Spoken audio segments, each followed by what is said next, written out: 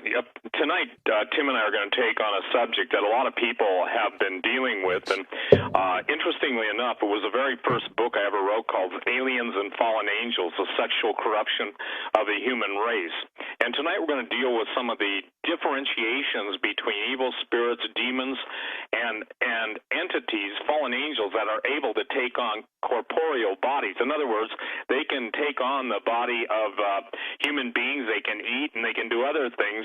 And for the people, I can't read all the scripture tonight, but they can go to Genesis 19, and they'll see that the angels that came into Lot's house were so much like men that the men who were the sodomites wanted to have sex with them. Now, a lot of people forget this, that, this is in the Old Testament, and they say, well, angels, are neither given or taken in marriage, but as Jesus said angels, in heaven, when the Pharisees were asking about marriage, he said there is no marriage in heaven. And the point is that there is on earth.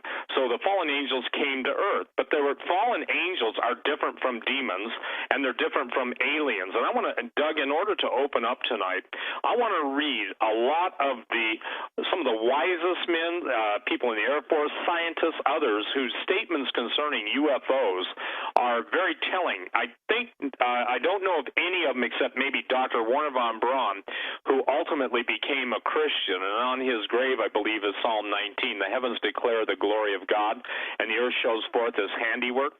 But I want to quote some quotes, and I'm going to turn it over to Tim. We are dealing, this is by Jacques Vallée, and he was an astronomer and a very, very bright man. We are dealing with, concerning the UFO phenomenon, we are dealing with a yet unrecognized level of consciousness, independent of man, but closely linked to the earth. I do not believe anymore that UFOs are simply the spacecraft of some race of extraterrestrial visitors. This notion is too simplistic to explain their appearance, the frequency of their manifestations through recorded history, and the structure of the information exchanged with them during contact. Skeptics who flatly deny the existence of any unexplained phenomenon in the name of rationalism are among the primary contributors to the rejection of science. Science by the public. People are not stupid, and they know very well when they have seen something out of the ordinary. When a so-called expert tells them the object must have been the moon or a mirage, he is really teaching the public that science is impotent or unwilling to pursue the study of the unknown. Now listen to this. The symbolic display, again, Jacques Vallée, the symbolic display seen by the abductees is identical to the type of initiation, ritual, or astral voyage, astral projection that is embedded in the occult traditions of every culture. The structure of abduction stories this is amazing, that the structure of abduction stories is identical to that of occult initiation rituals. The UFO beings of today belong to the same class of manifestation as the occult entities that were described in centuries past. Now remember, this is a scientist. He's talking about very evil spiritual. Listen to this. The medical examination to which abductees are said to be subjected, often accompanied by sadistic sexual manipulation, great aliens are into SM, is reminiscent of the medieval tales of encounters with demons. It makes no sense in a sophisticated or technical framework.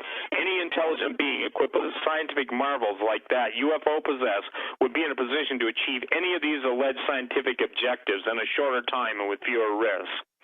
I will stress once again that we do not know the source from which UFOs or the alien beings come, whether or not, for example, they originate in the physical universe as modern astrophysics has described it, but they manifest in the physical world and bring about definable consequences in that domain.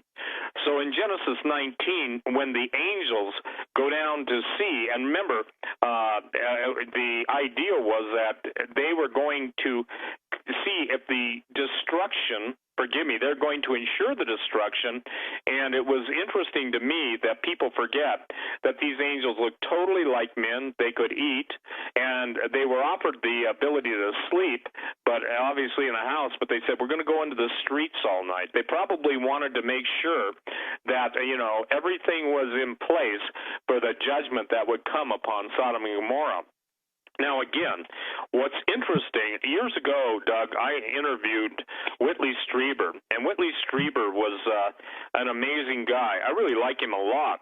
And when he talks about demons and when he talks about what he was subjected to, his rational scientific mind was kind of blown, because in the end of the encounter, he said that it was like a whole different occult, and he even used the word demons. He wanted to scream, yet he couldn't.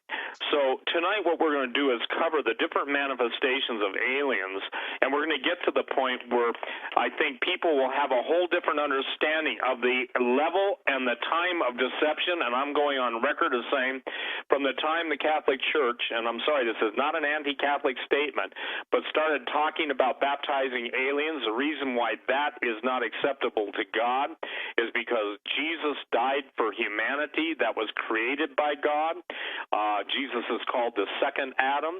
So the point being is the first Adam transgressed, sin came in the human race, the human genome then was corrupted in ways I think that we're going to find out as transhumanism and genetic manipulation continue to accelerate. But we're talking again about a phenomenon that is largely occult-based, and occult just means hidden. And the fact that, Tom Horn was at Mount Graham, and some of those famous astronomers in the world, guys with more degrees than, like I like to say, than thermometers, were there telling them they had to wait for the field to clear because there were so many unidentified flying objects.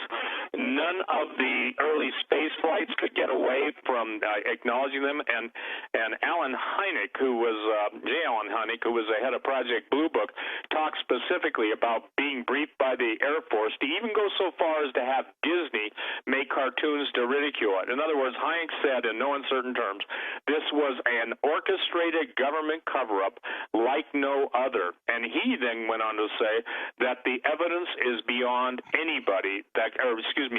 any deniability, and it's totally there. And so we have it through the entire spectrum. And I'll get into more of these quotes, but here's the thing that people have got to understand. Jesus' words to us were, "Be ye not deceived."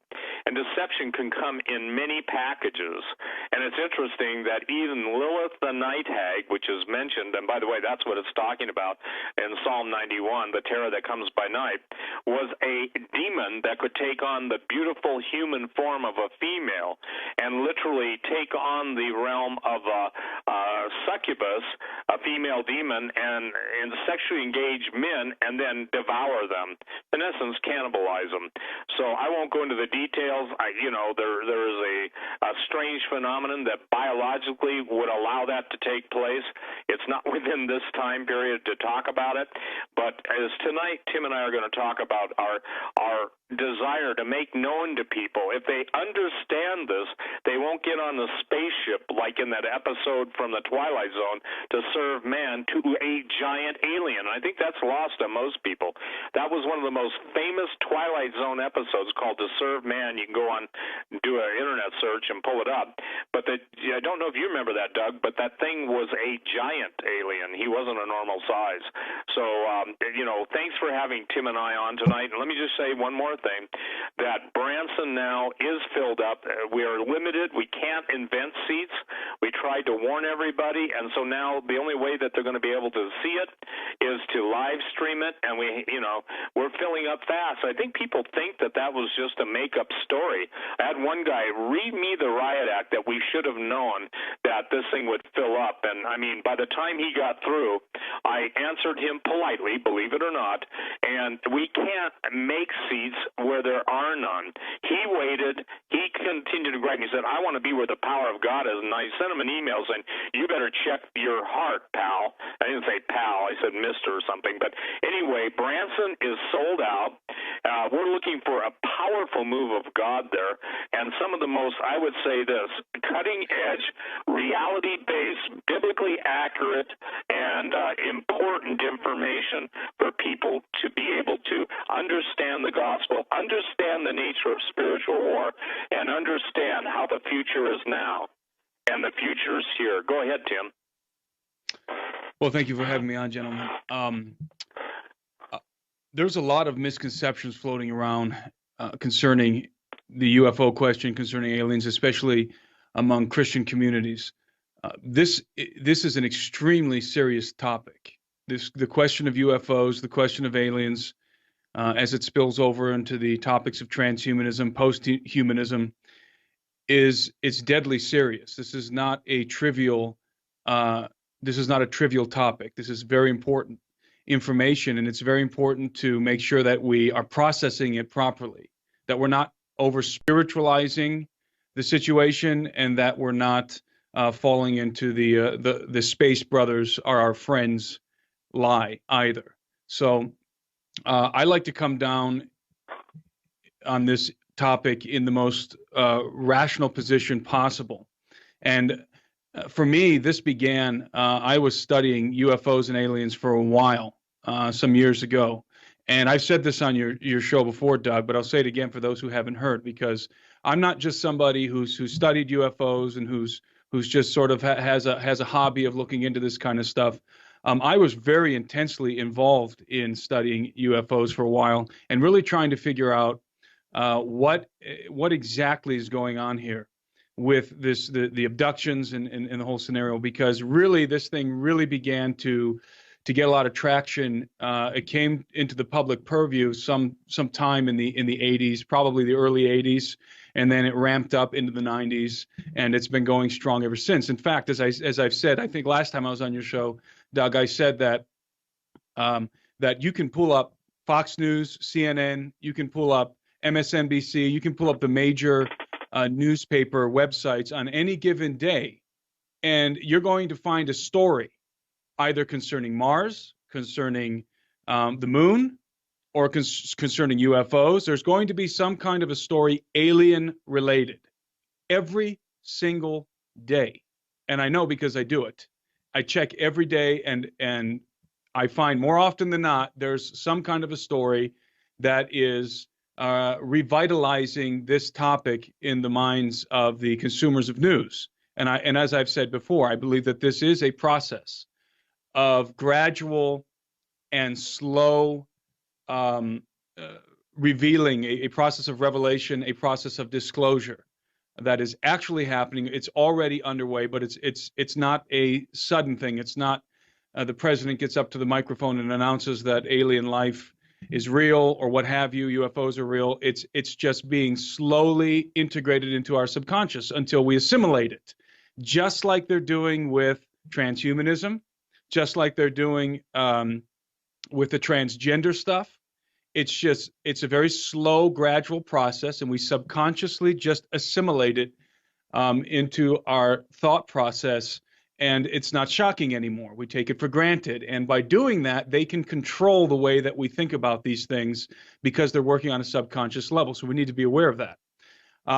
But while I was in the midst of studying the UFO topic every single day, and really, as I said before, really trying to get to the bottom of it, I was actually involved with my brother-in-law, trying to work out the mechanics of how UFOs fly based on other people's research. And in the midst of this, right in the midst of this period of my life, my brother-in-law and myself, we decided to drive over to a store. I believe it was GNC or something, supplement store, because we work out together and we wanted to go buy some supplements. So we were driving, we were on our way to the neighborhood in which I grew up, which I find interesting. I grew up in Brook Park, Ohio, and I was living in Cleveland at the time. I no longer live there, but that's where I was at the time. And we were driving into an area that was very familiar to me. I grew up in this area, and I spent a lot of time riding my bike around this area. And as we're driving up to this intersection, there's a strip mall. It's a strip mall with a large parking lot in front of it. And it was very cold, windy, very, very windy night, very cold. And we're pulling up to the intersection. And on the other side of the intersection is this shopping complex, this strip mall. And my brother-in-law and I noticed that above the shopping complex, there was this vehicle hovering. And it couldn't have been more than 30 feet above the building on the end of this complex. And we looked at it and we instantly thought that it was a Chinook helicopter.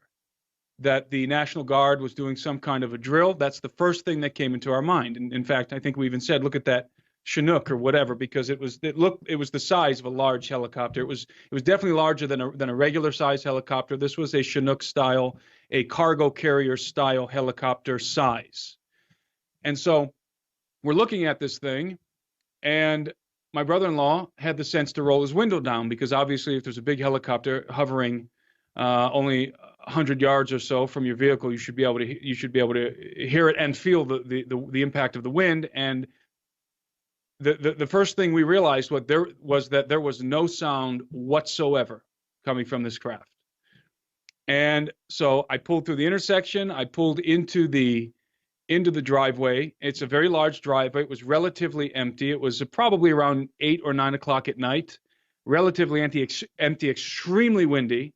I pull in and I just throw my car into park, because this craft moved directly over my vehicle and began to descend right over top of myself and my brother-in-law.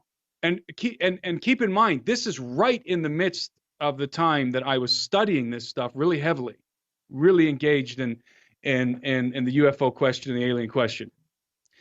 And so here this thing is now descending right over me. It's descending right on top of my car, and we're looking up through the windshield. Our jaws are dropped. We're speechless watching this thing descend over us. It had triangular lights.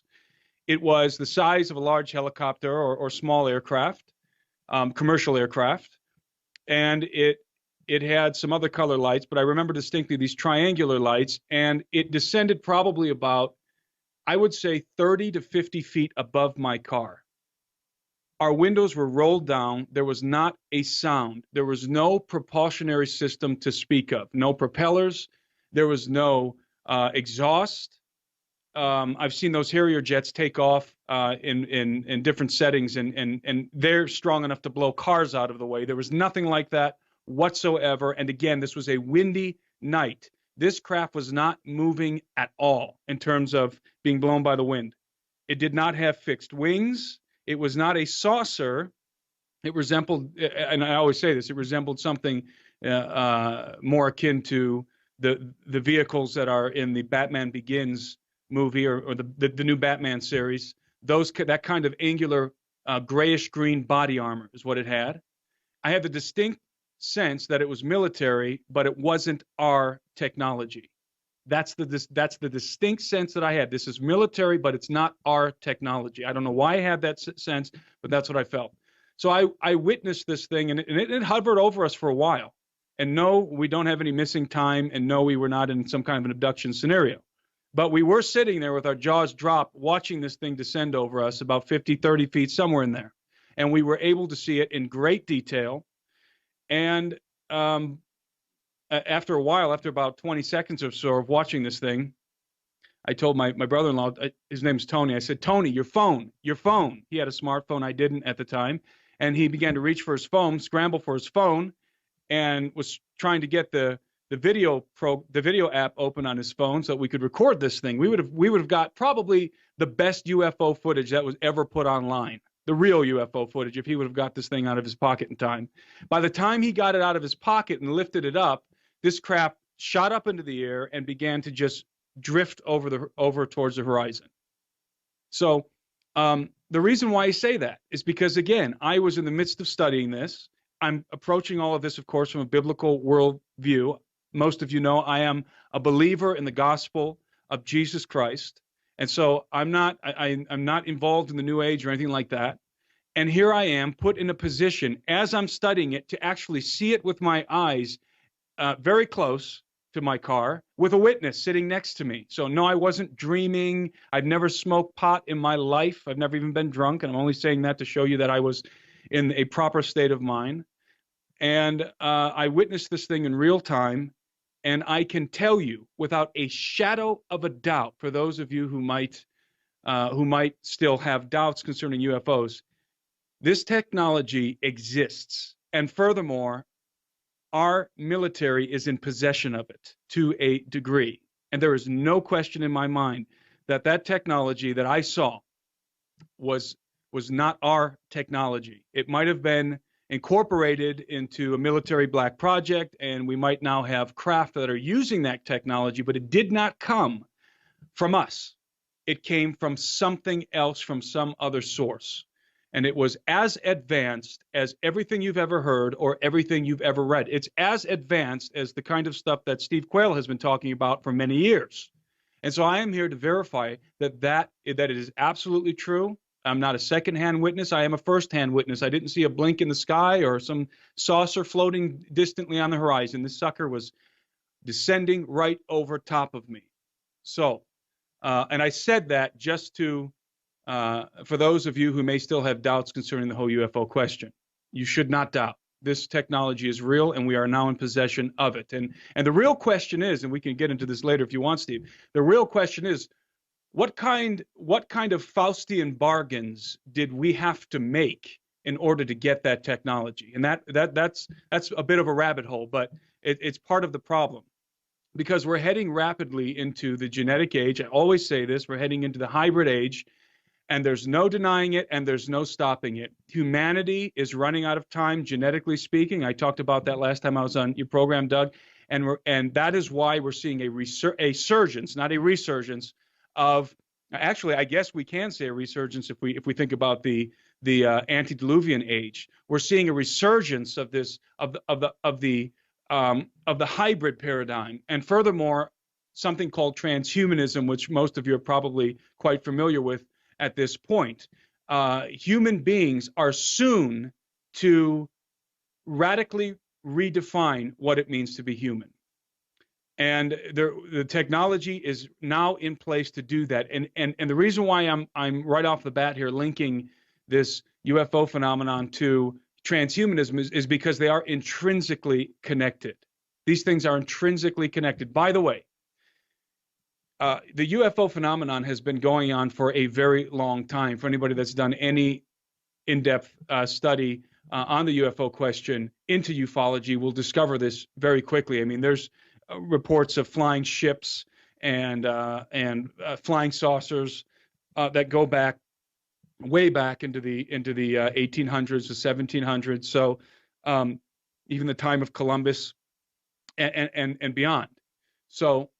This isn't something new that's happening, as Steve was quoting Jacques Vallée there in the beginning.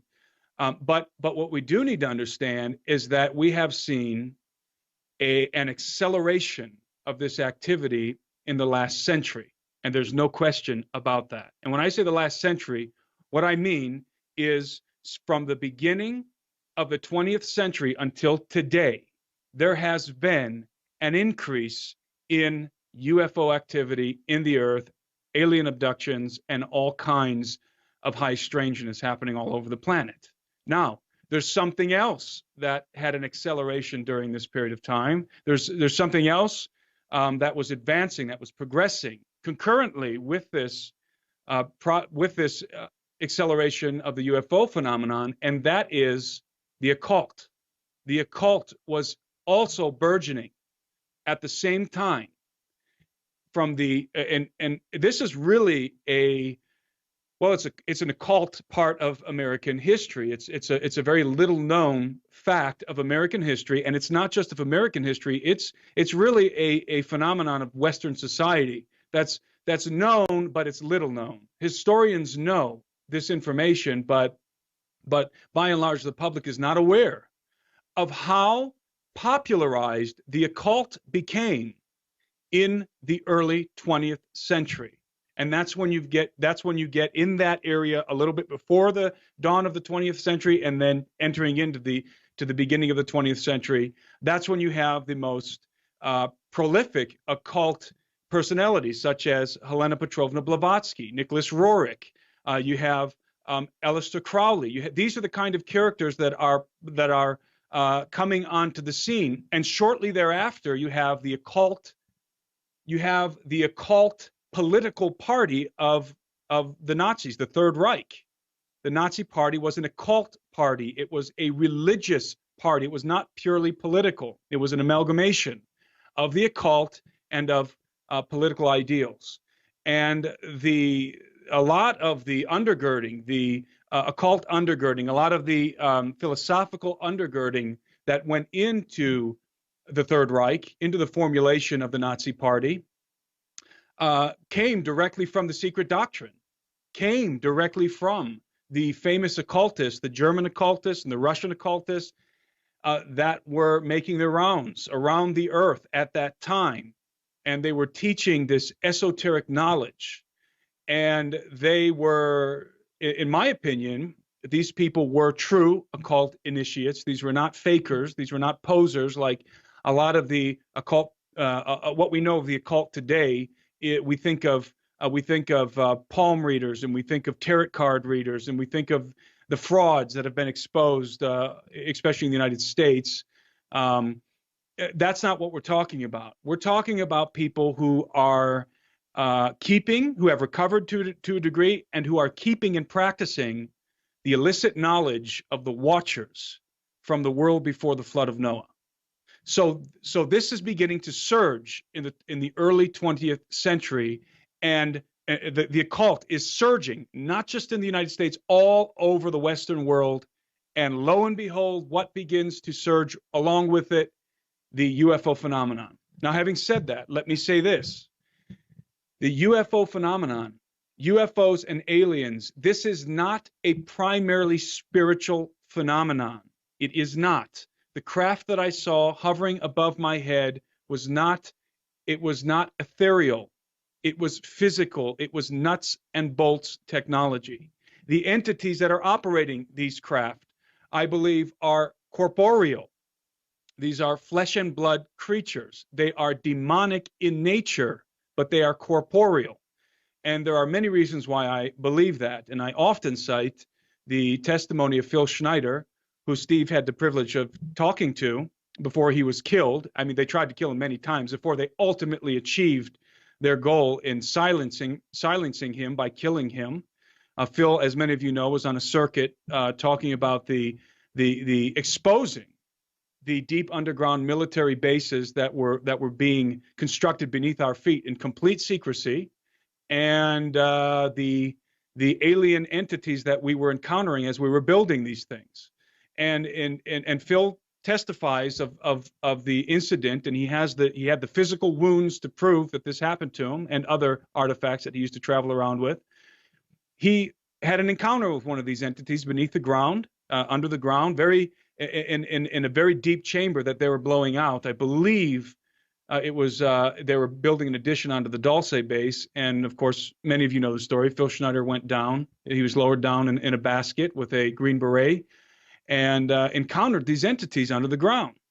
And Phil Schneider was obviously shocked to find these entities down there. These group of what might be described as tall grays were down there, and they were very grotesque, and it was a very disgusting sort of environment that opened up beneath this basket that Phil and the Green Beret were being lowered down into this cavern in. And Phil Schneider pulled out his pistol and shot a few of these things dead with a pistol before one of them waved its hand in front of its chest, and some sort of a plasma or some sort of a electric discharge hit Phil, burned two of his fingers off, burned his toes, some of his toes off, and gave him a very aggressive form of cancer. And so Phil Schneider bore in his body the testimony that these beings are in fact very corporeal. But we don't have to rely just on Phil Schneider's testimony. I mean, all we have to do is think back to the offspring of the Watchers, the giants, and the other monsters that were created through the illicit miscegenation of the Watchers in the world before the flood of Noah. These creatures were corporeal. Yes, they were part. They were part fallen angel, and they were part human or part donkey or whatever other creature that these Watchers were breeding with. But they were corporeal. The Goliath was certainly made of flesh and blood. David chopped his head off and killed him with a stone and chopped his head off. So to simply relegate UFOs and the UFO phenomenon and the alien question to the ethereal, to the supernatural, I think is a big mistake. And there's a lot of people out there who are attempting to do this for some reason. And I don't know if they're attempting to do this because it frightens them, or because they don't know how to square the circle, as it is, in terms of, as it were, I mean, in terms of this phenomena fitting in to the biblical narrative. But I believe it absolutely does. And I think we need to remember and we need to take into account some of the advances in physics that we now know about, such as, especially as it relates to hyperdimensions, which we know without a shadow of a doubt now exist, and which we know now exist, rather, and quantum physics. And when you get down to, and I'm not going to go into a whole diatribe here about quantum physics, but when you get down to the quantum level in physics, when you go to the subatomic level of the atom and you get into the quantum realm, the usual laws, the Newtonian physics that we are aware of, the law of gravity and so forth, seem to be overridden by a bizarre, almost supernatural kind of physics that we refer to as quantum mechanics. And so there is a point at which the corporeal, the physical, and the spirit, and what we consider to be the spiritual, the supernatural, come together in the fabric of time and space. And so I think we even need to reconsider the way that we think about the supernatural. I like to think about it as the hypernatural. We are living in the totality of creation. We are living in a creation of multiple dimensions, but we can only perceive 3 of them.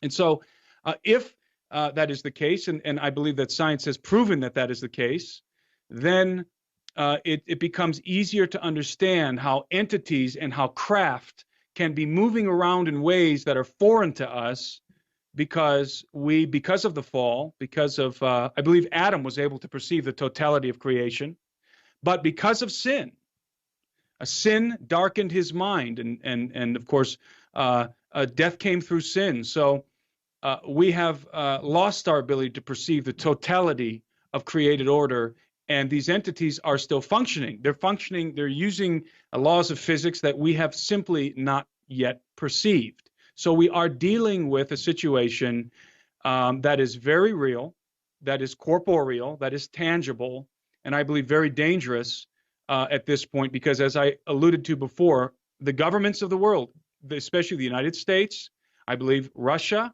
and some of the other first world nations have made Faustian bargains with these non-human entities. And this is certainly in play when we talk about prophecy concerning the end times, and when we talk about geopolitics, even the underlying situation that is driving much of the geopolitics and much of the other affairs that are occurring on the earth in our day and age. So it's important for us to be aware of all of this. It's important for us to approach these topics as rationally, as pragmatically, and as maturely as possible, and not just sweep them under the rug as some nebulous, unexplainable spiritual phenomenon and just label everything either Nephilim or demons or something else, because this is very complex, and we're dealing with physics, and we're dealing with nuts and bolts technology, and we're dealing with corporeal beings. And I think this is a good point to bring in. It's interesting that the UFO and the inhabitants, and I'm talking of corporeal. Now, the Nazis did 2 things. The Nazis had seances, they had spiritism, mysticism.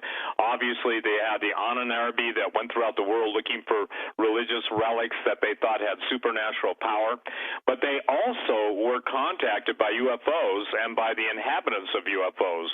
Now, listen to this, and I don't think people know who, and they will learn after tonight, or those who have read my book. But Herman Oberth, O-B-E-R-T-H, was one of the smartest rocket scientists in the world who came to the United States along with Wernher von Braun. And listen, this is a quote of his.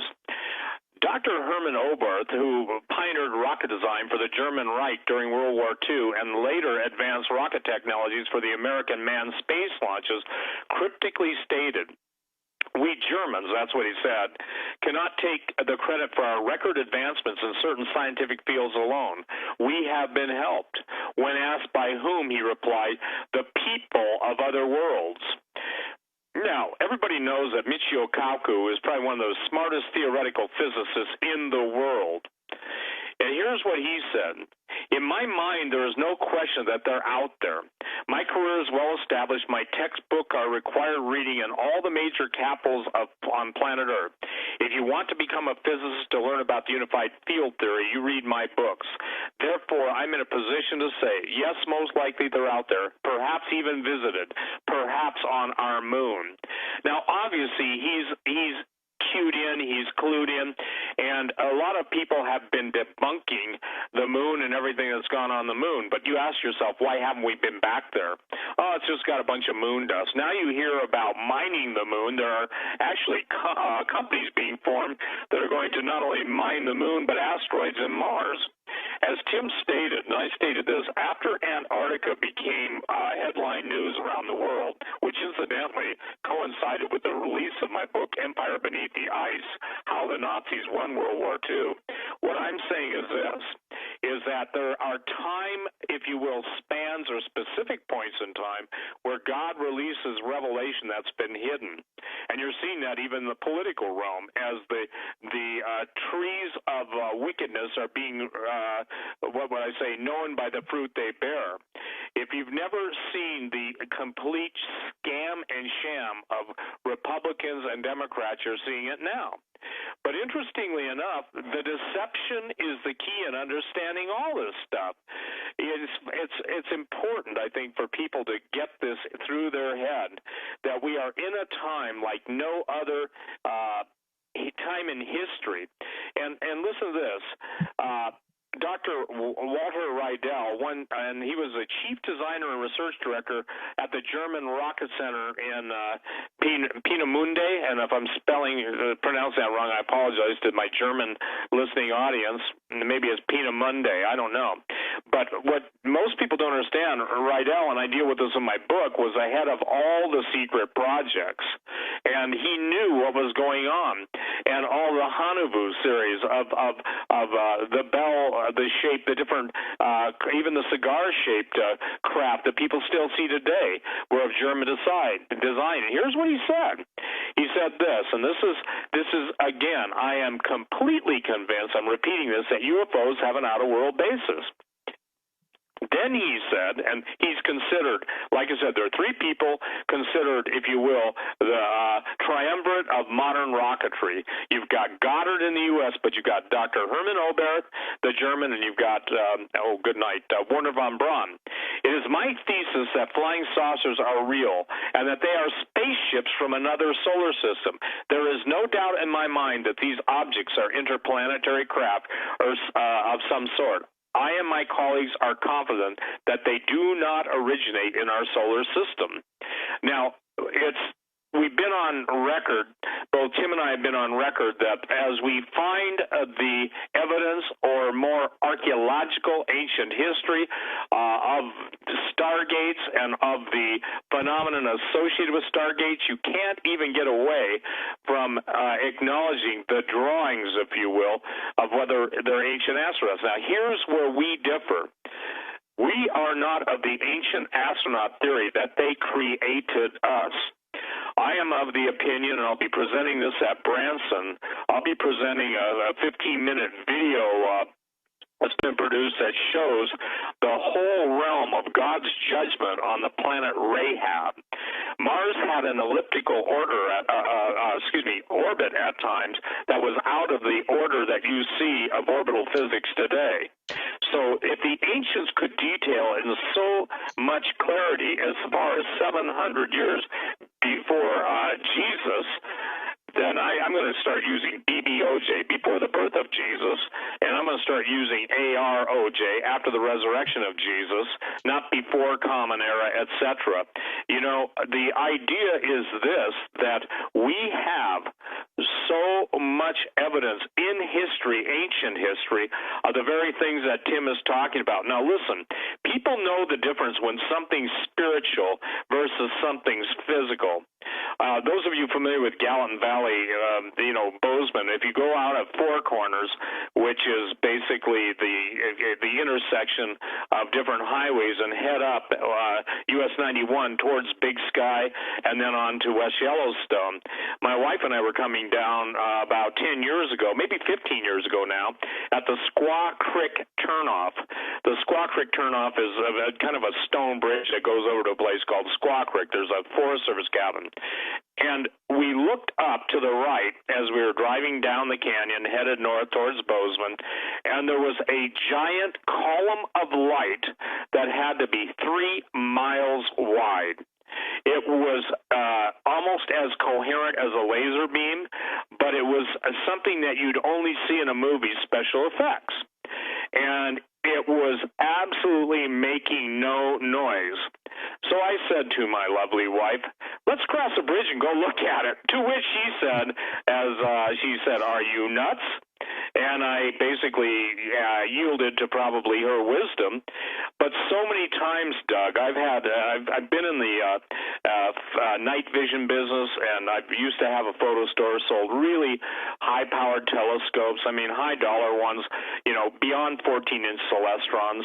For those of you who are 14-inch meads, the point is that so many phenomenon are visible with night vision in the night skies, seeing things crossing the horizon that are not satellites, that go contrary, that zigzag, and they usually fly in formations of 3.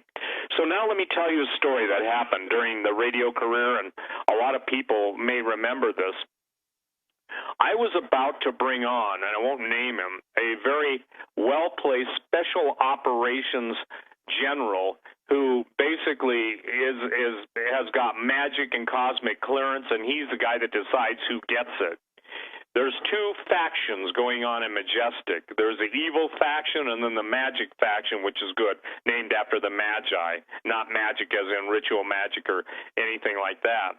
The idea simply is that they have so much advance that unless you understand Bud Rich's statement, Bud Rich, and Ben Rich, I think his name they called him Bud sometimes, but his name is Ben Rich. He said this. Now, he was the second director of Lockheed Skunk Works, which makes all the secret stuff and reverse engineers everything. We now have technology to take E.T. home. Well, why would you have to take him home unless he was stranded, unless he was landed and stranded here? And he said there are 2 types of UFOs, the ones we build and the ones they build. We already have the means to travel among the stars, but these technologies are locked up in black projects and would take an act of God to ever get them out to benefit humanity. And then he goes on to say, when asked how do these UFO propulsion systems work, he said, let me ask you, how does ESP work? The questioner responded, all points in time and space are connected. Rich then said, that's how it works. So back to the general. I don't know, Doug, if you remembered, I think you and I were making friends about the time that relationship was ending. But I can tell you this, Hawk was very much involved in this. There were people that were eyewitnesses. Diana, you remember this if you're listening.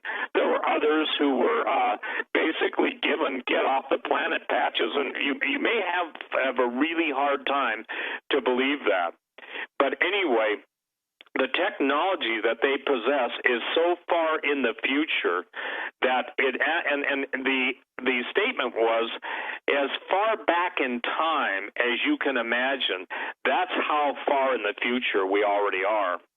So the Saturn space program, the space shuttle, all the stuff you see as the visible representation of the National Aeronautics Space Administration, or as some people call it more correctly, never a straight answer. The idea simply is this. That was for public consumption. When you want to figure out where all the trillions and trillions of dollars have gone, they've gone into black projects. Those who have been very vociferous about Stargates, I know 2 people that have been through them. Actually, more than that, but I know 2 that I can call up now. The other ones I can't talk to anymore. The point being is that it's so hard for the humans who get on airplanes to fly here to there, even jet fighter pilots who can, travel at sometimes, let's say, 2,000 miles per hour, or the secret black stuff that uses electrogravitics and can jump space. So when you hear somebody that's in charge of the most sophisticated technology that we know to possess, and they're talking about there's two types of technologies, reiterating Herman Ober and one of the three most important people in modern rocketry, when you go in and understand that the Vimanas of ancient Indian legends and also historic narratives really existed, and you're talking about nuclear war, actual nuclear war on planet Earth, even as the vitrified glass of the different above-ground nuclear tests have, it's going to be pretty mind-blowing to people as God reveals the true history of the world. Because now what you're seeing in this country, all truth is parallel. The heavens declare the glory of God, and the earth shows forth his handiwork. That's what the psalmist said, but also the hand of God is revealing to the world, especially to Americans, the duplicity that they have allowed to exist in their news media and also their entertainment business. Somebody said, describe Martian Chronicles, and I said, look at Hollywood. For the record, I have a motion picture degree and a still photography degree, just in case people wonder. I had one guy demand to know where I went to college, and, the point being, I went to MSU Film School, and the requirement for us was to pick a field of movies that were our favorite. Obviously, I took science fiction. Well, as you start to even look up, and there's some that are left off, all the series, both the television and the movies, Invaders from Mars, The Angry Red Planet, all of the different Japanese movies that had Mars and moon bases, and the people talking about this interstellar war. And I think most of the lists you see, the Mysterians, I don't know how many of you like that stuff. I used to stay up almost all night and watch, Godzilla, Mothra, and the Mysterians. It sounds like three bands, doesn't it? But the point is that the theme has always been there. The first movie about Martians landing in, I think it was 1957, landing in a young man's backyard, and his parents had implants. How did they know about brain implants in 1957? And what's astonishing is that so many of the stelae, so many of the petroglyphs, geoglyphs, all of even the paintings, the rock paintings, the rock art, when you look deeper, they're constellations, and they could not have had the knowledge as looking heavenward, but whoever was in the heavens had to come down and tell them about the movement of the stars. Every single pyramid, every single sacred, mysterious, unusual site, all lined up with the heavens. And as we talk in our movie, The Holocaust of Giants, we talk about the events that are going on to cover up the true history. Here's the reason why this stuff is important. And Doug, you'll get emails, I'll get emails. Let me make it clear to everybody. Because that which professes Christianity has tried to hide away, explain away, or not deal with the anomalies that are out there that people want serious answers to, basically the church abdicated the truth. And for the record, every church father that is noted for some of them being burned at the stake because they wouldn't deny Jesus believed in the fallen entities. They believed in fallen angels. They believed in fallen angels having sex with earth women. And the sons of Seth is absolutely a very, I can't say that word, poor, another word that comes before poor, attempt to cover up biblical truth. Because, again, the ramifications are too overwhelming. Now, let's take the realm of sex, okay? And I said this on your show, I think, a couple weeks ago. I woke up one morning, and the giant S and the EX showed up, along with a statement, Satan's execution of the human race.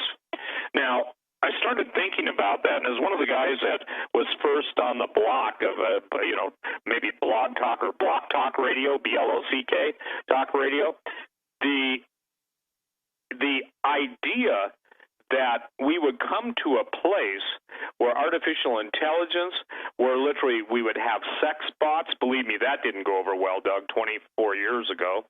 It was so beyond people's grasp. And then you get Dimitri Duduman being told by the angels. I know there are people that say he doesn't know. They deny prophecy. I get an email from Arnold Henry. Anybody in police vocabulary will understand that. Why do you believe all these prophets? Well, because some of them have been right. And, boy, this guy would have a real hard time with the fact that, the prophetic nature of Matthew 24, Luke 21, and Mark, and then all of the book of Daniel, the time of the end where knowledge would increase, they testify against the ignorant denial of prophetic. And in the book of Daniel, it talks about an alien God. Tom Horn goes into great explanation on that, and he's done it on your show. So what we're trying to do tonight is get everyone to understand that they're not just dealing with basically a Ouija board spirit. I can tell you this, in doing the research for my book, Empire Beneath the Ice, literal entities were ectoplasmic birth out of a woman who was a psychic, and the ectoplasmic entities that were birthed just in the same place normal babies come from, was giving advanced physics, advanced knowledge to the occultists who were conjuring this thing up and bringing it forth. I find it interesting that because God originally gave man dominion over the earth and man forfeited that dominion, now Satan and those who served him were willing to take the dominion, and the Christians go, what's dominion? I think they mix it up with a pizza. No, that's Domino's. Dominion, okay? Or they come up with some dominion theory, and they try and take their position, quote, as Christians, given back that control of the earth, yet they don't do it in the power of the Holy Ghost. And they don't do it as Jesus said it would be done. He said, my kingdom is not of this world. But, in this world ye shall have tribulation. So modern-day Christianity, actually starting with the Darbyites and the Irvingites and the McDonald sisters, comes up with you get out of here before it gets bad. And now I think, and you may know better than I do, Tim, but aren't there people saying that September 21st or 23rd, that's when the rapture happens and all that? Steve. I tell people there's only one difference between rapture and rupture, and that's the letter U. And I'm not being facetious. I believe, and I'm on record as saying this, that I don't care how many of you get upset. I would challenge every one of you to try and put into perspective, number one, that you're still here. Number two, we're talking about North Korea, nuclear war, Russia, China, everybody ganging up on the United States. Okay, well, I'm not trying to be cute. What I'm trying to share is this, that to rupture means to break. It means to literally cause to come apart. And what I'm worried about is as all these incidents take place in the world, whether they're terrorist incidents, whether they're aerial phenomenon, whether it's the eclipse, whether it's planetary alignment, stargates opening, creatures, all this stuff, we don't have to, as Christians, fear these days. We are to overcome these days.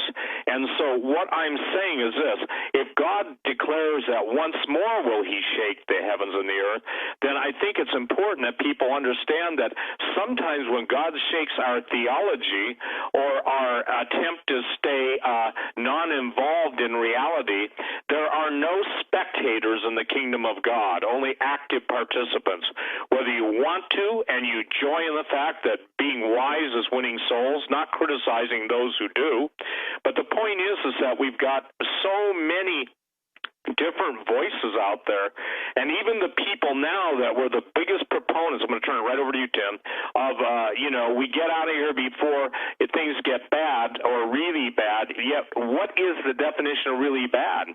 Well, I'll tell you this, that the country, and Doug, you remember when I used to say this and people would give you emails or call you or say stuff, I said, we're going into a civil war. I remember saying that on Art Bell when he was still the host of Coast to Coast, and he said, well, I hope not. I reiterated when George took over, and he had a hard time embracing that. And George is a smart guy, and Art is a very smart guy. But again, the idea is if it doesn't happen in 5 years, then, you're a liar, you're a fraud, you're a doomsday, you're a fear porn guy. But what we're talking about now is that which I believe Jesus made very clear when he said, be ye not deceived. And so with that, I'll turn it over to you, Tim, because, again, we're trying to share with people tonight. And by the way, those of you who are going to Branson are going to be live streaming, please go on our website, True Legends, plural, the series.com, because we're going to be taking from where we left off in the Holocaust of Giants and the Unholy Sea previous to that, and we're going to take you up to the most, I would say, this compelling research and information that we've ever been given or that we've ever given out. And you'll have a chance to hear Tim interpret before Tim speaks. Man, Tim, you're going to do a lot of talking. Anselm P. Rambla, the most interesting man in the world, and both Tim and I now are in agreement on that, talk about his extensive findings in Peru and the largest stargate in the world, at least on this planet. So go ahead, Tim. Your thoughts as we're entering into this time of, the revelation of flying saucers, in essence, the Matthew 24 period, the thoughts you have currently as you read, you're a voracious reader, you obviously are a voracious researcher, and you'll eat anything in the world as long as, I guess, it isn't dead on the road. Tim once told me he eats anything, and when he ran through the litany of what he ate, it shocked me, and I thought, man, that guy is literally Tim of the jungle. Go ahead, Tim. I eat everything except for people. So that's where I draw the line. Okay. Thank you for that. It's also, if people are wanting to live stream the conference, it's gen6conferences.com. I don't think I have a link up on TrueLegendsTheSeries.com, so you can go directly to gen6conferences.com to sign up for the live streaming. And, I've been working on my presentation that I'm going to be delivering at the conference. And yes, I have to translate Anselm P. Rambla right before my presentation, so hopefully I'm not out of gas before I get on the stage to do my presentation. But Anselm is a wild guy. I mean, his research is phenomenal, and I think everybody who comes into contact with Anselm, let's just put it this way, is impressed with that man. And I think you would agree, Steve, that everybody who comes into contact with him is just, their minds are blown, because this is the guy, he's the real deal in terms of an explorer. And so anyways, but at the conference, I know that there's some things that I've been preparing that I want to say that have they've been sort of disparate thoughts floating around in my head that are suddenly coming together in a coherent way. And so that excites me, because I feel like there's a purpose, there's a divine purpose for the information that's coming forth at this conference. And I'm not saying that to hype the conference, it's just a fact. So one of the things that I'm going to be talking about is the resurgence of the Atlantean Empire. And it has to do exactly with what we've been talking about tonight. And many people are aware that there's a very strange scenario that we discover concerning a final world empire that's going to emerge on the earth at the end of the age, that's detailed for us in the second chapter of Daniel. This is the chapter in which Daniel is interpreting a dream that Nebuchadnezzar had concerning a statue he saw. He saw a statue in his dream, and the statue was comprised of various kinds of metals. And these metals were representative of pre-flood empires, the sequence of empires that had arisen in the earth since the flood of Noah. And it gives us insight, it gives us a preview of the final empire that will arise on the earth. And many of you are familiar with this topic. Some people have been talking about this for a while. But there's some things in here that I think slip past people when they look at this situation. First of all, the head of the statue was made of gold. And we're told what kingdom that was. That was the kingdom of Babylon. This is Daniel's interpretation of the statue to Nebuchadnezzar. The chest and arms of the statue were made of silver. This is the kingdom of the Medes and the Persians. The midsection of the statue was made of bronze. The midsection and the thighs were made of bronze, and of course these were the only empire that had manifested itself at the time that Daniel was interpreting this dream was the King Nebuchadnezzar's empire, the Babylonian Empire. So the midsection of the statue was bronze. This represented the kingdom, the empire of Greece. The legs are interesting. The legs were made of iron, and this represented the kingdom, the empire of Rome. And it's very representative of the empire of Rome because, as many of you know, the empire of Rome split in two, represented by the two legs in the statue. There was the Western Empire and there was the Eastern Empire. It split in two after Constantine.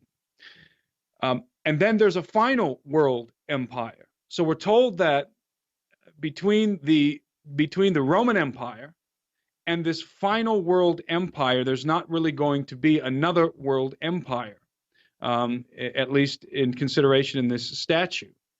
So the last empire that's registered in this statue, in the dream of Nebuchadnezzar, is the Roman Empire, the Western and the Eastern manifestation of the Roman Empire. Well, many people don't realize that in theory, the Roman Empire has never really ceased to exist. The other empires were conquered, overthrown, and annihilated.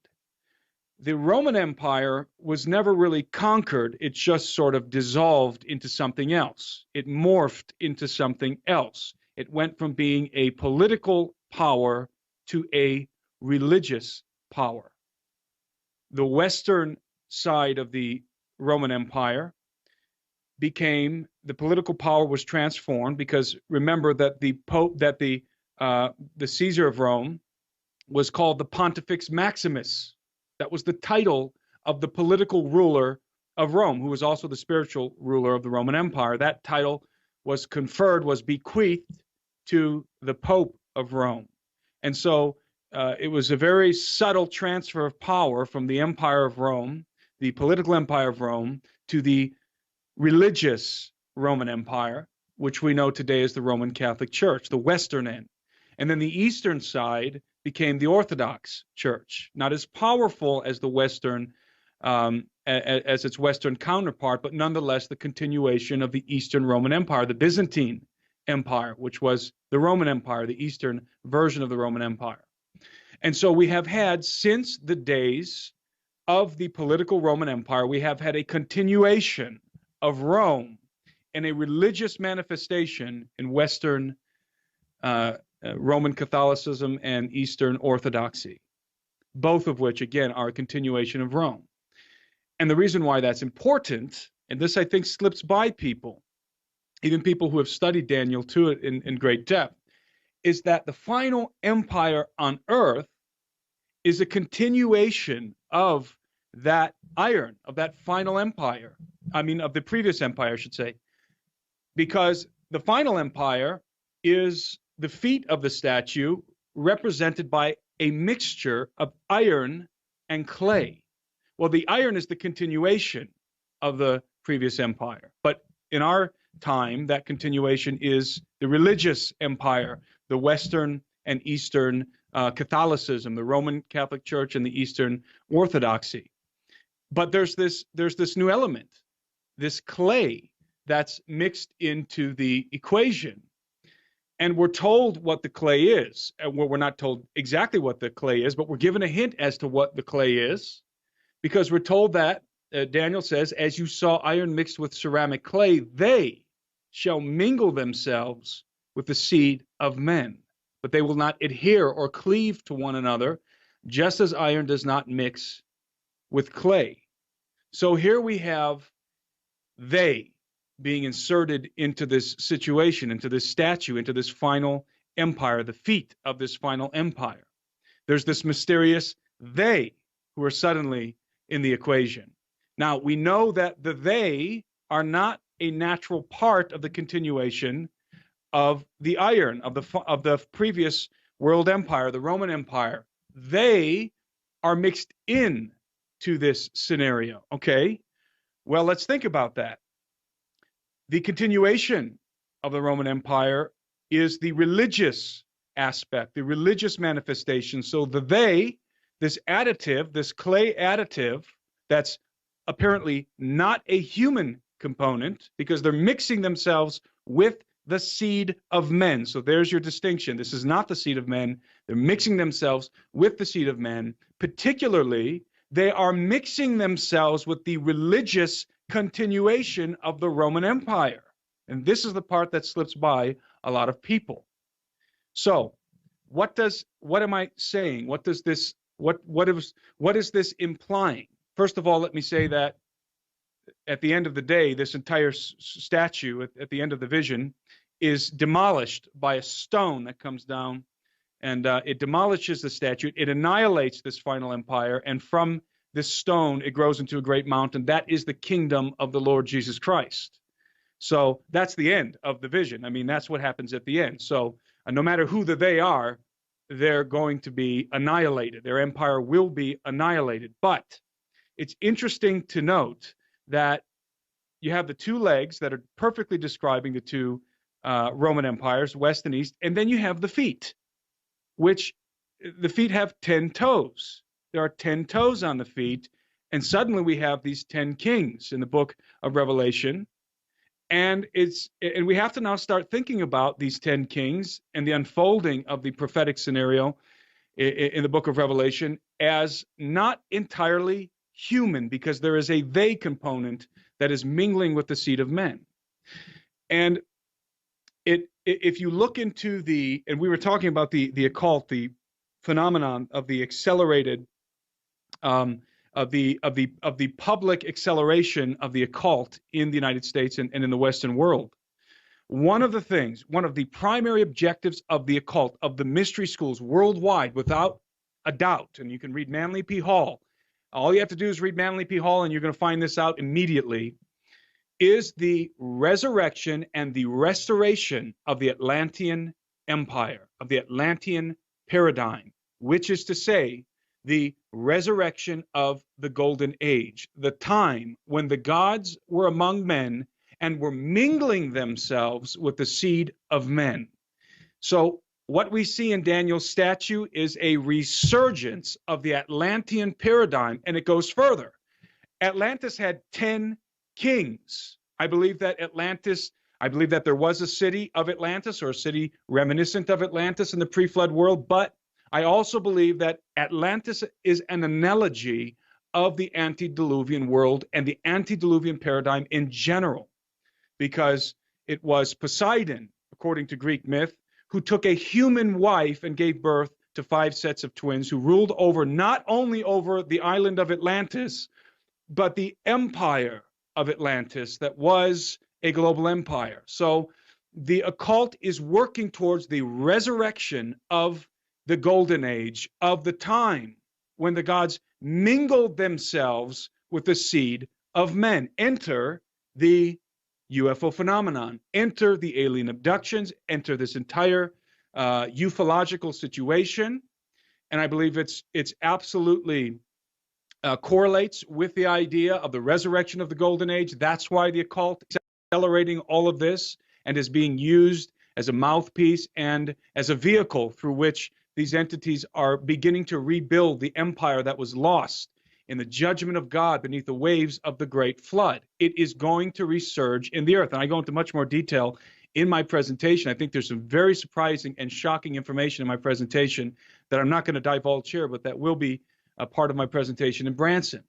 So what we have is, getting back to the Church of Rome, the spiritual manifestation. And by the way, let me just say this, and I know Steve can attest to this. There's a lot of people talking about a lot of things out there now on the internet, in the world of YouTube. Everything from Mandela effect to flat earth, everything in between. But there are very few subjects that are going to get people kicked off of YouTube or in a situation where there's an attempted murder. And the subject that I'm about to talk about is one of those subjects. This is not just some kind of a light thing that we kick around haphazardly. This is very serious. And we are right now in the process, Steve and I are in the process of putting together the expedition for episode 4 of our True Legend series. And I'm not going to go any further than that. We're not going to divulge where we're going or what we're doing because it's highly sensitive. But we're actively working on this. And the information that we're getting from certain parts of the earth that are not areas that we've gone into thus far in our series are absolutely confirming and underlining and highlighting what we've been saying all along. It's amazing. Steve approached me some months ago and said, I feel like we need to go here. And I didn't really know what was going on in this area of the world that Steve was pointing to.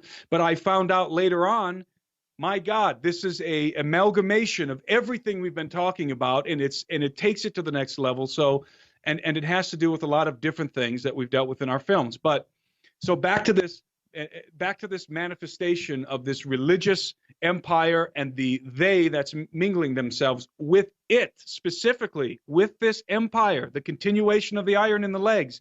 It is the religious world system under the dominion of the Church of Rome and the Orthodox Church. This isn't to pick on Catholics, as Steve always says, and as I'm reiterating. It has nothing to do with Catholics. It has to do with a hierarchy that has, as I use this term concerning the U.S. government's activity with non-human entities, has made a Faustian bargain with non-human demonic entities.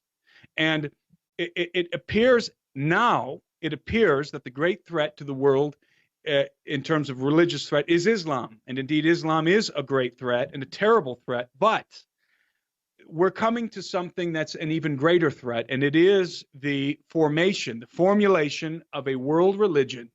And the formulation of the world religion is going to be based around a very strong delusion, and the people who are in the background already formulating this world religion are actively in contact with non-human entities, and that information is coming to us and is being confirmed by multiple sources. So this is a very intense subject matter because it really gets to the heart of what's going on. We will witness a resurgence of the empire of the gods from the antediluvian age, from the Atlantean empire. That dynamic, that paradigm will resurge in the earth at the end of the age, and it's going to fundamentally consist of several different dynamics that we talk about over and over and over. One of those dynamics is the UFO stuff, because they are mingling themselves with the seed of men, and I believe there's a distinct reason why they're mingling themselves with the seed of men, and it's part of the reason is what I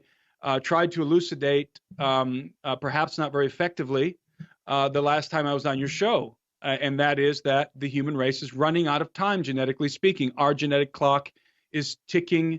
It's ticking to midnight. We're running out of time. And we're coming into a very apocalyptic scenario for the human race, regardless of whatever geopolitical situations unfold on the earth. There is an even more urgent crisis unfolding in the genome of the human being, and it is inevitable, and it is coming. And so it's going to precipitate a host of different, the falling, let's say, of a host of dominoes that are going to begin to collapse right in front of us. And I don't know when it's going to happen, but it's coming. So there is a resurgence of the antediluvian empire from the world before the flood of Noah that is already beginning. The pieces are beginning to come together. They are mingling themselves with the seed of men. And that final world empire is going to grow up out of the ruins, the religious manifestation, the ruins of the Roman Empire. The word ruins isn't the continuation of the Roman Empire, the legs of iron, which are now in a religious manifestation in the Church of Rome and in the Orthodox Church. And people may say, well, the Church of Rome, the Orthodox Church, and I see this online all the time. Why do they like to pick on them? And they're basically irrelevant now. Now it's all about Islam. Now it's all about postmodernism and secularism and atheism. No, I beg to differ. I think that what's percolating in the background, behind the curtains, over in Vatican City is much more of a threat, much more dynamic, much more important than anything that we're seeing on the geopolitical stage yet, or currently, I should say. So this is something that I think is overlooked in terms of this continuation of Rome, the iron mixed with clay, the religious continuation of the Empire of Rome, and the admixture of these non-human entities, the they that are already beginning to mingle themselves with the seed of men. And so that's why it is important to have a realistic, a pragmatic, and a rational view of ufology, UFOs, aliens, and everything that we're dealing with here. Because, in a sense, what I feel like we are doing by talking about this information, by focusing on this kind of information and reiterating it over and over, because I was praying about this the other day. What good is it really doing? Are we really having an impact? And what I felt in my spirit was the Lord telling me that what we're doing is we're creating a vanguard, that we're creating an informational vanguard, if you will, that we are going before the people and pulling the curtains back before the official disclosure moment, when people it will be a shock and awe situation, even though we are already gradually being acclimated to these ideas, the ideas of extraterrestrial life and so forth, as I talked about before. So I feel like this is creating a vanguard. This is putting the information out there in advance, giving people time to understand it, giving people time to modify their paradigms that need modification, to mature in the Lord, to mature in the way that we process information, and to become advanced in our thinking and ready for the advanced assault that is, again, percolating in the background. And I don't think it is a coincidence that there are all of these red herrings being thrown into the mix on the internet, on YouTube, and in other places. And I think a lot of you know what red herrings I'm referring to, that are causing people to go down all of these different trails and breaking up what was, I would say that what was about 5 years ago, a solid front, pressing forward into the idea of a secret space program, into the idea of the ufological stuff, into the idea of the ruling elite and the Luciferian plans that are being concocted in secret. I think that there was a more unified push, and so there was some psyops launched to break up that community. You can call them the Christian truther community, whatever you want to call it. And so we're seeing already an offensive that has been launched against us, and it is having, unfortunately, a real effect. And so I'm going to kick it back to you guys. As I said, I feel like what's been happening is a vanguard, is being prepared. Yes. Is moving forward and has been coming together for some time. And so the objective was to break it up. Right. Break it up because there's too much quality information coming forth. The pieces are coming together. So it's like, it's like slamming a cue ball into the rack and breaking the balls apart so that they go in their different directions and go down different rabbit holes. So, and I would say, and I think people know what I'm talking about, although this will be very controversial to a lot of people listening, but I don't really care at this point. I really do believe that the flat Earth thing is a psyop, and I know that Steve wholeheartedly agrees with me, and that there's a lot of there's a lot of other things out there that are psyops that are being purposely interjected into the mix in order to create discord and break up that vanguard of information, because I think people were getting very close to some things, especially as they pertain to the secret space program and to everything involved in what we've been talking about tonight. Okay. And by the way, Doug, I'm not aware of anybody that has lost their life or has had an attempt on their life because they're exposing the flat Earth. And yet we can name multiple individuals who have been murdered for exposing the alien question and the government's interaction with aliens and underground bases, and for talking about the Church of Rome and their involvement in all of this. Well, in Branson, I'm going to be presenting the Mars-Earth Wars. And like I said, because it's so wonderfully beautiful. Here's what I'm telling you, that Mars and Earth were so much alike. We're within 98.2%, pretty plus or minus the tenth or 0.2% of spin axis of Mars and its rotational speed, and also, its tilt on its axis. I believe in astrocatastrophism. That means that one of the things that is really pertinent in the Old Testament is God said, though you exalt yourself amongst the stars, yet will I bring you down. And that is a pretty prominent statement. I believe the fallen angels that were on earth, that were aware of the flood and aware of the judgment on their children, the giants, many of them fled off planet. Now, the question is, were certain groups of them, did they have their wings clipped? Did they lose their supernatural ability to transcend dimensions or time and space when they committed the horrible acts they committed, to which the book of Enoch addresses, and also the book of Giants? And by the way, people, you can go on I have another website I never talk about enough, I guess, Genesis, 6giants.com. Genesis, 6giants.com, and look at the ancient text up on the nav bar. But the gist of it is we're seeing right now the interest in Mars, and Mars had an elliptical orbit. And I can quote enough philosophers, enough historians, enough primal witnesses who wrote it down that while one thing was happening on one side of the world, the other side of the world was witnessing even volcanoes on Mars, Olympus Mons. When you have a thing called Roche's limit, that the greater, if you will, density and gravity of a heavenly body can not only influence, it can destroy. Prior to the destruction, there's a plasma discharge. It's my contention that the Valle Marineris, if you will, the equivalent of the Grand Canyon on Mars, which is 2,500 miles long and I think 5 miles deep, an arc, if you will, a plasma discharge between Mars and Earth is what created the Grand Canyon.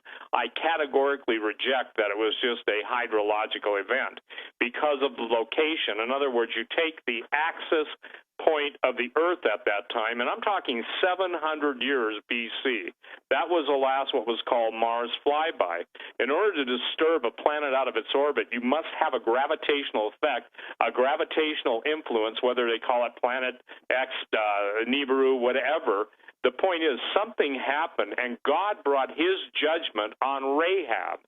Now, it's fascinating. Just as we have twins in the scripture, obviously you have Cain and Abel. Obviously, you have the situation of Jacob and Esau. The point being is that one's good, one's evil. There's a reason why the ancients were terrified of astrocatastrophism. Velikovsky had part of it right, but they mocked him.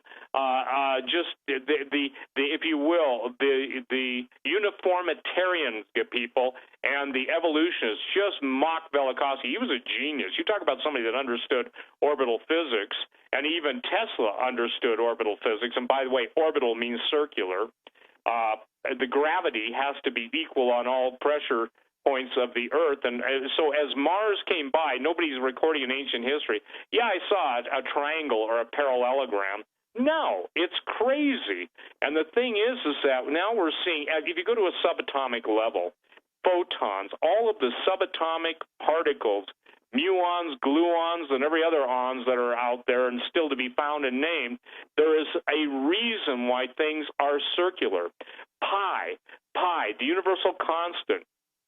Everything that is a universal constant mathematically centers around pi. Even the occultists know that.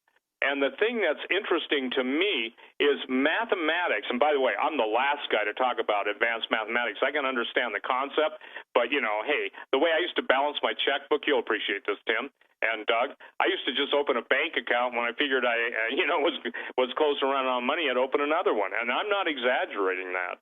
The point being is that when you're dealing with quantum physics, when you're dealing with quantum mechanics, when you're dealing with orbital physics, and this is what I find interesting, when you're dealing with geoglyphs that the late David Flynn brought out in excellence in Cydonia, The Secret Chronicle of Mars, which, by the way, I brought that back into print. I wrote about, 42, 44-page introduction, And when NASA, never a straight answer, was glibly or smart aleckly saying, the Martian Morse code, I'm going to deal with that. We have a brother, I won't name him, and thank you, you know who I'm talking about, that was on our trip with us, who was kind enough to match up the Martian geoglyphs with the the Martian Morse code, which they called sand dunes. Well, how is it that those sand dunes match the geoglyphs on the Altiplano in Bolivia? What David Flynn said, there was a language. Doug, I put out a request on your show, and I had two guys who were, by their own confession, pretty bright guys, but they just couldn't grasp how to decipher this. Now, you may need a supercomputer, and it may be in God's time. It is my contention that NASA knows exactly what the language of the ancients is. It's inscribed in the earth. And by the way, Jesus said if the people didn't cry Hosanna, even the rocks would cry out. I'm telling you point blank, the rocks are going to cry out. They're going to give up their secrets because, again, the Martian Morse code, and I coined a new term called the Marzetta Stone, similar to the Rosetta Stone. You couldn't have understood hieroglyphics had it not been for the Rosetta Stone that basically had if you will, cursive form of hieroglyphics translated into Greek, and therefore that's how we learned how to read Egyptian hieroglyphics, the Rosetta Stone.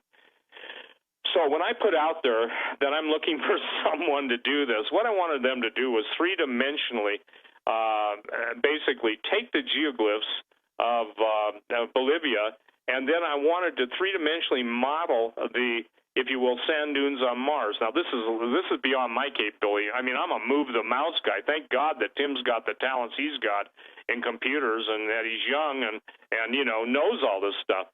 But what we've come up with is a parallel, if you will, language. And it's binary, but what's interesting to me, it also bears kind of semblance to Ogam, O-G-A-M. It basically bears witness to some of the early Phoenician script. And so here's what I want people to understand. When we're talking about fallen angels they beheld the wonders and the mysteries of God before they fell. They choose to rebel. They choose to insert themselves, as the book of Jude says, and have impure relations with earth women. Now, look, the sons of Seth, they were the equivalent of the size of their countryman. And the thing that's interesting to me is everything after its kind. David wasn't fighting Goliath because Goliath was a son of Seth. The giants hated God. Tim basically found a recitation on a pillar, and it came as a shock to everybody. But the giants said before, or on their way to Sardinia, that they were fleeing from Joshua the usurper. And it seems like basically Sardinia was the island in which, the giants decided where they're going to head to the rest of the world. But I want to share this. The advanced mathematics of the universe was shown to Enoch. The secret occult societies have supposedly the emerald tablets of Thoth. T-O-T-H. They supposedly have a second or a third depository of the library that was at Alexandria, Virginia, that was destroyed. So all this hidden knowledge, and the word hidden, occult knowledge, is so that they, at the time of their choosing, the Luciferian fallen angel, global galactic conspiracy, it can basically deceive mankind with the ultimate end game of destroying the very last human being. And Jesus said, if the days weren't short, there'd be no flesh left alive. That really couldn't even be embraced 20 years ago, 30 years ago, 40 years ago. Maybe with the advent of the atom bomb, the whole world would blow up, everybody would die of radiation poisoning, it'd be over. But now you see it coming at us from all ways, all directions. You're seeing euthanasia, where countries now, Iceland is killing any child with Down syndrome, and they're being applauded. We're seeing the abortion industry, but it goes beyond the abortion. It's gone into the religion of the Canaanites, eating the children, and what I guess my pet peeve, Doug, and this is a pet peeve, we can talk about this stuff, but it's important for the people of God, those redeemed by the blood of the Lamb, who've asked Jesus Christ to come into their life and be their personal Lord and Saviors, who have repented repented from their sin, who are looking to Jesus to realize that it is your responsibility, and God gives you the authority to stand against the evil. Yet I can only share this, and I know that Tim and I talk about this all the time out at our studio. What has become of Christendom claimants that are absolutely terrified of everything, and they'll spend more time bashing us than they will of standing up for Jesus. Now, whether they are known of the Lord or not, they claim to know him. And as I shared one time on your show, very powerful revelation, and I took it to heart. It's not so much that I say, I know Jesus. Will Jesus say, welcome? Or will he say, depart from me, ye who work lawlessness, I never knew you. So as this whole metaphysical, and I talk about metaphysical, a better word would be supranatural, above the nature. I want to read a couple things because I know we're going fast out of time. From Whitley Strieber, who I have interviewed a couple times. I think he interviewed me once, years and years ago. He wrote the book Communion about an abductee. As an abductee, it took the world by storm. He said, increasingly I felt as if I were entering a struggle that might even be more than life and death.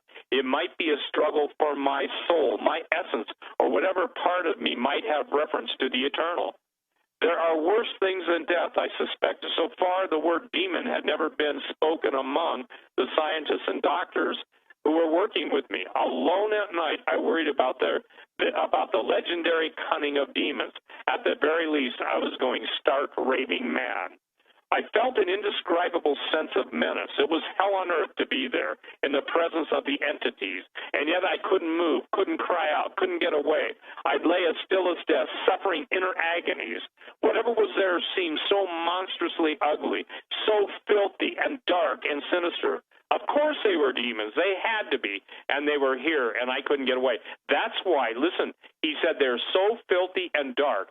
Jesus called them unclean spirits. And he said when the demons are cast out of people, Jesus speaking, they go and they walk in dark, dry places. Now, it's interesting to me that the giants and the, if you will, when the giants were killed, in other words, the hybrid, half-human, half-fallen angel spirit that was set free when Goliath was murdered, that's out there someplace. So imagine this. Imagine the Illuminati. When I said this 20 years ago, I don't know if you listened to me then, Tim, probably not. But the point being, as I said, imagine the most evil group of people looking for the most evil DNA that's out there, tombs of whatever. And I use Gilgamesh as a illustration then. And imagine them wanting to bring back the bodies to, if you will, genetically reproduce them so that the evil spirits that the Book of Enoch and the Book of Giants both talk about have a homecoming, if you will. It will be worse than we're back, when whatever story that was. But the point is that we're seeing right now the desire for men to be as gods. And I'm telling you this, Branson is going to be probably one of the most I would say, revelatory and striking conferences, not because there aren't other people out there doing good works, but the focus of ours is to give people the understanding of the root of evil, the fruit of evil, and God bless the Lord, and the victory over evil. We'll have Henry Gruver there speaking, and I don't know anybody who walks in a more supernatural world than he does. I just don't know of any. If there are, I don't know of any. And then David Langford preparing the people of God. Even the man that was giving me a hard time about how dare we not have enough seats. Look, we got the biggest venue that was available in Branson, and he had all this time, yet he was busting my because, we should have known that. Well, we warned everybody, Doug, so we're just telling you this. Live streaming, you buy it in batches of time. So that's filling up fast. And I think people thought that we were just trying to pitch it to fill it. Not at all. The point is that I believe in the law of impartation. I believe that the people that come there will get a blessing, but I believe the people that live stream it will share the same blessing. I believe the people that get it on video will share the same blessing. And the video will contain, I've got two video presentations I'll be giving, and they're both linked up to my topic. And I've got I've got 44 years of research to cover in 90 minutes. And for all of you out there, I am trying my best, and Tim is helping me to be as linear as I can. I will have my notes, I'll know what my screen images are, and I have 30 minutes to cover the pre-Adamic angelic civilizations, the Egyptians and their effect on history as recorded by even Solon when he was talking to the priests of Sais. And basically what the priests of Sais said to Solon, that obviously Plato was privy to, is he said, when it comes to matters of understanding ancient history and catastrophism, you Greeks are but children. There have always been catastrophes and always will be. What are we looking at right now? We're looking at a global concern for, number one, the eclipse. And by the way, I think that people had better understand that I see it crossing the United States. Look at how it's dividing this country, just as a country is being divided racially, politically, spiritually, morally, physically, and I don't know when the great quakes come, but they're coming, and every other way. So the United States is now in the, if you will, the eclipse of its greatness. And I want to share this. Everything we're teaching, talking about, our prime directive, Tim gave his declaration of faith. I've given mine many times. It is the Word of God, the first chapter of Genesis into the third chapter of Genesis, that absolutely propelled me into the quest for truth, because something happened in the book of Genesis that basically, when God judged a pre-Adamic world, people say, well, I don't believe in that. Then pray about it, and you might come to the realization that when God says replenish the earth, contrary to all the arguments against it, it literally means cause that which was to come forth again. But it was with an exchange made basically that the pre-Adamic world was wiped out, and then the Adamic world was wiped out again. There's two floods. There's Jeremiah's flood and Noah's flood. I'm going to be differentiating this. So between all of the speakers, Derek Gilbert talking about inception, Dr. Michael Lake talking about the Shinar Directive, L.A. Marzulli talking about the aliens and the stuff he's going to be dealing with, and then Anselm P. Rambla explaining the absolute, if you will, archaeoastronomical perfection of Peru, especially Cusco and the different areas that Sacsayhuaman, and all of the area that the heavens line up with. I mean, this is supernatural mathematics. So we want to invite everybody to absolutely live stream this. Now, those of you who are getting the videos, my video presentations will be incorporated in that. And I can tell you this, I think you'll be blown away, because there's going to be some answers to a lot of questions. I categorically reject uniformitarianism. I reject it totally. I believe in catastrophism. I believe that God made it very clear that he is who he is, and he can use whatever he desires, and that the ancients were terrified of the heavens for good reason. And with all the people, look, I'm in Bozeman, Montana. Tim's in Bozeman. We're maybe, 3-4 hours away from Jackson Hole. Do you know that people are coming from all over the world to Jackson Hole to take ski lift rides up to the top of the mountains? They've got a couple ski areas there, and basically to see 7 minutes worth of the eclipse, 8 seconds of totality, and there's going to be tens of millions of people, if not more, on the road going to high points. Even in Bozeman, all helicopters are rented, and some of these things rent. My friend, good night, Mark Taylor, he said all of the helicopters are rented, and people are spending huge amounts of money to spend, 7.5 minutes watching an eclipse. So I think it's important that people understand this, that just as the ancients were terrified, and eclipses always signal judgment, we are now in the same time period, because the internet is abuzz with the eclipses, the planetary alignments, and all of the situations. And one of the things that people don't understand, if in the book of Job, the oldest book in the Bible, God, in contending with Job, asked Job if he can answer or even comment on the gentle influence of Pleiades, the seven sisters. Ladies and gentlemen, it's fascinating that all of the astronomically heavenly bodies is so uniquely, wonderfully placed. If you want to know, go look up Bode's Law. The planet that should have been between Mars and Jupiter doesn't exist. It exists as the asteroid belt.